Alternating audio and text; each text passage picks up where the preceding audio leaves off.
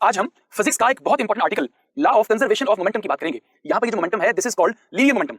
Momentum angular भी हो सकता है अगर कोई बॉडी सर्कुलर पाथ में रिवॉल्व कर रही हो। चैप्टर 5 में हम एंगुलर मोमेंटम की बात करेंगे, चैप्टर 3 में हम सिर्फ बात कर रहे हैं लीनियर मोमेंटम के बारे में। तो इसके टाइटल पे गौर करते हैं लॉ ऑफ कंजर्वेशन। कंजर्व का मतलब महफूज रहना, सेम रहना, कांस्टेंट रहना, ना कम होना ना ज्यादा होना। यानी मोमेंटम किसी भी सिस्टम का अगर सेम रहे, कंजर्व रहे, कांस्टेंट रहे, so this law is called law of conservation of momentum, जिसे आप पूरा ये भी कह सकते हैं law of conservation of linear momentum. So आइए हम ये देखते हैं कि इस लॉ की स्टेटमेंट क्या है।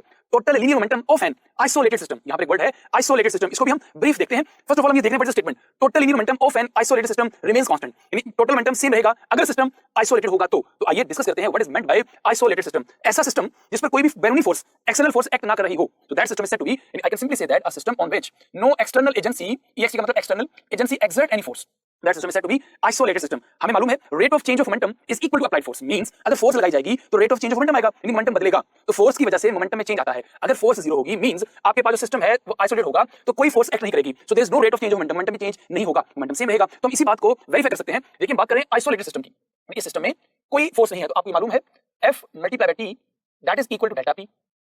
तो अगर सिस्टम आइसोलेटेड है तो कोई फोर्स नहीं एक्ट करेगी, तो 0 multiply by T that is equal to delta P। आप इस बात को यूं भी अंडरस्टैंड कर सकते हैं। So this is 0, 0 is equal to delta P। इसका मतलब क्या हुआ कि अगर सिस्टम आइसोलेटेड हुआ तो मोमेंटम में कोई चेंज नहीं आएगा, इसका मतलब मोमेंटम कंजर्व रहेगा, मोमेंटम सेम रहेगा। हम इस बात को यूं भी देख सकते हैं ना कि मोमेंटम में चेंज नहीं आया, which means momentum of the system वो कांस्टेंट रहा। अगर मोमेंटम कांस्टेंट रहे, मोमेंटम कांस्टेंट रहा, मोमेंटम कांस्टेंट रहने को आप एक और अंदाज भी डिस्क्राइब कर सकते हैं। इट मींस दैट कि total momentum sigma total P is the momentum initial, I for initial is equal to total momentum final, mean जितना मोमेंटम इनिशियल था उतना ही फाइनल रहा। मोमेंटम में किसी किस्म का कोई चेंज नहीं आया, लेकिन कंडीशन ये है कि सिस्टम मस्ट बी आइसोलेटेड। तो यही स्टेटमेंट थी कि total linear momentum of a system remains constant if the system is isolated. अब हम बात करते हैं कि ऐसी कोई एग्जांपल है जिसको हम ये कह सकें कि this system is isolated system. तो देखिए एग्जांपल आपके पास है, अगर गैस मॉलिक्यूल्स इनक्लोज्ड है, बंद है एक ग्लास वेसल के अंदर एट कांस्टेंट टेंपरेचर, तो हम ये कहेंगे ये आइसोलेटेड सिस्टम है। सो देखिए हमारे पास ये एक ग्लास वेसल है, these are the gas molecules, temperature constant है। सो देखिए they are in random motion, they exert force on each other and they also exert force on the wall of the container, लेकिन ये सारी forces internal है, कोई भी force बाहर से एक्सर्ट नहीं हो रही। रिमेंबर दैट, यहां पर अगर आप गौर करें तो देखिए कोई एक्सटर्नल फोर्स नहीं है, ये जो इनकी कोलिजन है, इनकी जो मोशन है, this is due to the internal force. यहां पर एक बहुत इंपॉर्टेंट बात ये है कि अगर गौर किया जाए ये जो मॉलिक्यूल्स हैं इन पर ग्रेविटी तो एक्ट कर रही है, so there is a force of gravity. मैंने आपसे कहा ये सिस्टम है आइसोलेटेड, लेकिन इन पर ग्रेविटी का इफेक्ट तो होगा। रिमेंबर दैट वो ग्रेविटी का इफेक्ट इनकी इंटरनल फोर्सेस से बहुत वीक है, बहुत कम इफेक्ट है, फोर्स की वैल्यू बहुत वीक है, ग्रेविटेशन फोर्स की वैल्यू बहुत वीक है। तो अगर एक्सटर्नल फोर्स की वैल्यू बहुत कम हो तो तब भी हम इस सिस्टम को आइसोलेटेड सिस्टम ही कंसीडर करते हैं। So I can say that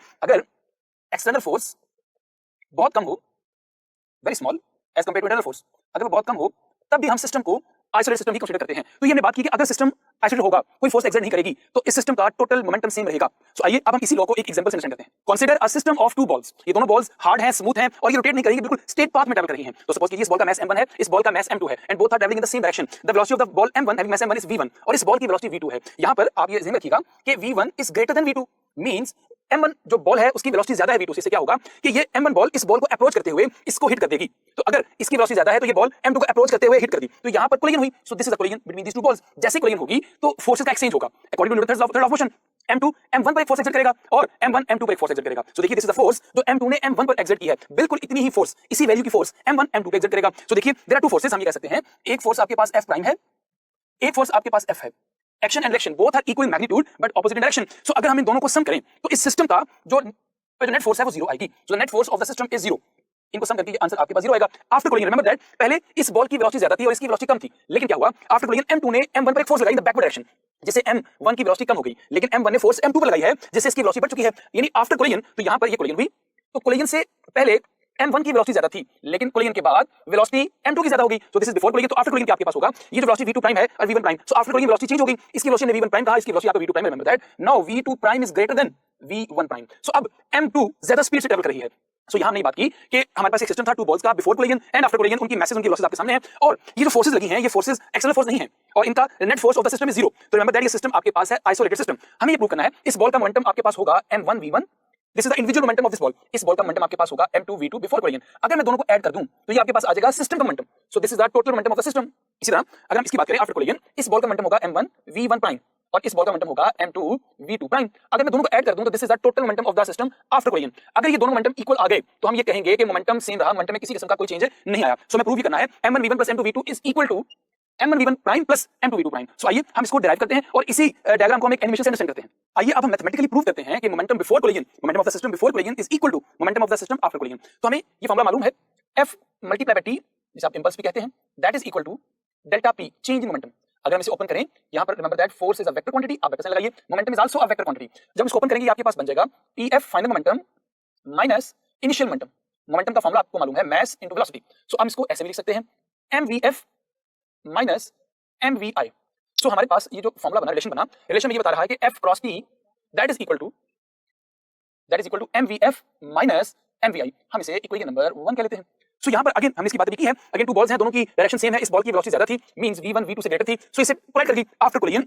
अब इनकी वेलोसिटी, इसकी वेलोसिटी कम और उसकी ज्यादा हो गई। सो और ये जो अगर आप नेट फोर्स की बात करें, सिस्टम पर नेट फोर्स जो है, net force on the system is 0, तो f prime plus f that is equal to 0। तो आइए अब हम बात करते हैं, पहले बात करेंगे for ball having mass m1, फिर बॉल हैविंग मास m2। तो पहले हम इसी फॉर्मूले को यूटिलाइज करते हैं फॉर बॉल जिसका मास आपके पास m1 है। आप देखिए m1 पर कितनी फोर्स एक्सर्ट हुई है, m1 पर फोर्स एक्सर्ट हुई है f प्राइम और m2 पर एक्सर्ट हुई है f। तो आई कैन राइट डाउन, मैं इसे लिखूंगा f की जगह पर हम लिखेंगे f प्राइम, जो कि m1 पर f प्राइम फोर्स लगी है, multiply by t that is equal to m का मतलब मास m1 और m1 की, देखिए m1 की ये इनिशियल वेलोसिटी है और ये m1 की फाइनल वेलोसिटी है। तो m1 की फाइनल वेलोसिटी आपके पास है v1 प्राइम, वेक्टर साइन आप लगाएं because velocity force all are vector. इसी तरह माइनस हम लगाएंगे m1 v1।